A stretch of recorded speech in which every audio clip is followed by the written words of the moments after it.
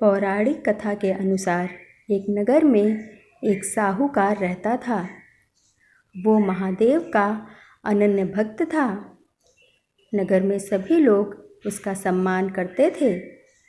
उसके जीवन में सारे सुख थे, लेकिन कोई संतान नहीं थी। इस कारण वो काफ़ी दुखी रहता था। पुत्र प्राप्ति की इच्छा से वह व्यापारी हर सोमवार भगवान शिव की विशेष पूजा किया करता था। उसका समर्पण और ईश्वर के प्रति विश्वास देखकर एक बार माता पार्वती ने शिव जी से कहा कि हे प्रभु, ये साहूकार आपका सच्चा भक्त है।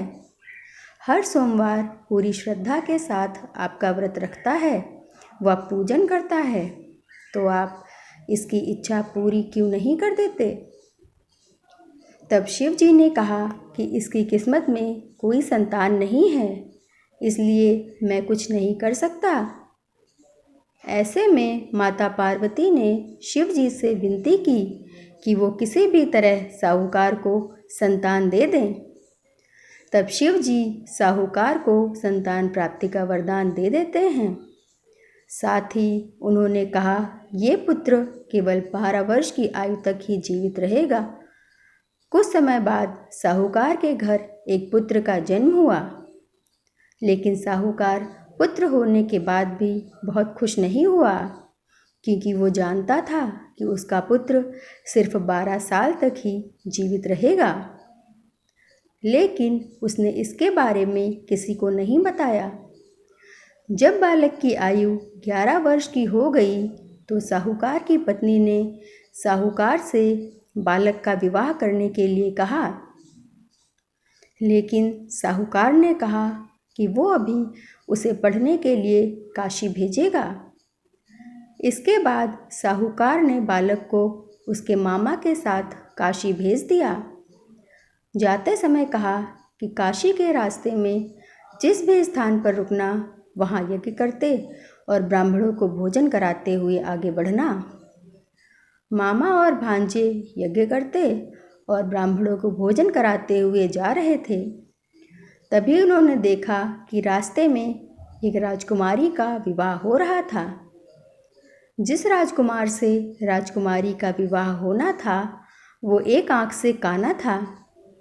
उसके पिता ने जब अति सुंदर साहूकार के बेटे को देखा तो उनके मन में आया कि क्यों ना इसे ही घोड़ी पर बिठाकर शादी के सारे कार्य संपन्न करा लिए जाएं। उन्होंने इसके लिए साहूकार के बेटे के मामा से बात की तो वो इसके लिए राज़ी हो गए। साहूकार का बेटा विवाह की वेदी पर बैठा और जब विवाह कार्य संपन्न हो गया तो जाने से पहले उसने राजकुमारी की चुनरी के पल्ले पर लिखा कि तेरा विवाह तो मेरे साथ हुआ है, लेकिन ये जिस राजकुमार के साथ तुम्हें भेजेंगे वो एक आँख का काना है। इसके बाद साहूकार का बेटा मामा के साथ काशी के लिए चला गया। राजकुमारी ने अपनी चुनरी पर जब वो लिखा हुआ देखा तो उस राजकुमार के साथ जाने से मना कर दिया। बारात वापस लौट गई और मामा और भांजा भी उधर काशी पहुंच गए। एक दिन जब मामा ने यज्ञ रखा था तो भांजे को अपनी तबीयत ठीक नहीं लग रही थी और वो कमरे से बाहर नहीं आया। मामा ने कमरे के अंदर जाकर देखा तो भांजे के प्राण निकल चुके थे, लेकिन मामा ने यह बात किसी को नहीं बताई और यज्ञ का सारा काम समाप्त किया और ब्राह्मणों को भोजन कराया। इसके बाद रोना पीटना शुरू किया। उसी समय शिव पार्वती उधर से जा रहे थे तो माता पार्वती ने शिव जी से पूछा, हे प्रभु, ये कौन रो रहा है? तभी उन्हें पता चला कि ये तो साहूकार का वही बेटा है जिसकी आयु 12 वर्ष तक ही थी। तब पार्वती माता ने शिव जी से साहूकार के बेटे को जीवन दान देने के लिए कहा। महादेव ने कहा कि हे पार्वती, इसकी आयु इतनी ही थी, सो वह भोग चुका है। लेकिन माता पार्वती नहीं मानी और बार बार आग्रह करती रहीं। तब शिव जी ने उस बालक को जीवित कर दिया। इसके बाद मामा भांजे दोनों अपनी नगरी की ओर लौटे। रास्ते में वही नगर पड़ा जहाँ साहूकार के बेटे का विवाह हुआ था। वहाँ पहुंचकर दोनों की खूब खातिरदारी हुई। राजकुमारी के पिता ने अपनी कन्या को साहूकार के बेटे के साथ खूब सारा धन देकर विदा किया।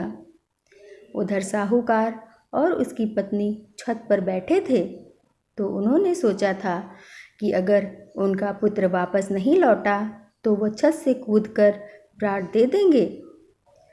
तभी लड़के के मामा ने आकर साहूकार के बेटे और बहू के आने का समाचार सुनाया, लेकिन वे नहीं माने। तो मामा ने शपथ पूर्वक कहा। इसके बाद साहूकार और उसकी पत्नी बेहद खुश हुए और दोनों ने अपने बेटे बहू का स्वागत किया और शिव जी को धन्यवाद दिया। इसके बाद रात में शिव जी साहूकार के स्वप्न में आए और कहा कि तुम्हारे पूजन से मैं प्रसन्न हुआ हूँ। आज के बाद जो भी सोमवार की इस कथा को पढ़ेगा या सुनेगा उसकी मनोवांछित कामना जरूर पूरी होगी और सारे दुख दूर हो जाएंगे। ऐसी और भी कहानियाँ सुनने के लिए मेरे YouTube चैनल को सब्सक्राइब जरूर करें। धन्यवाद।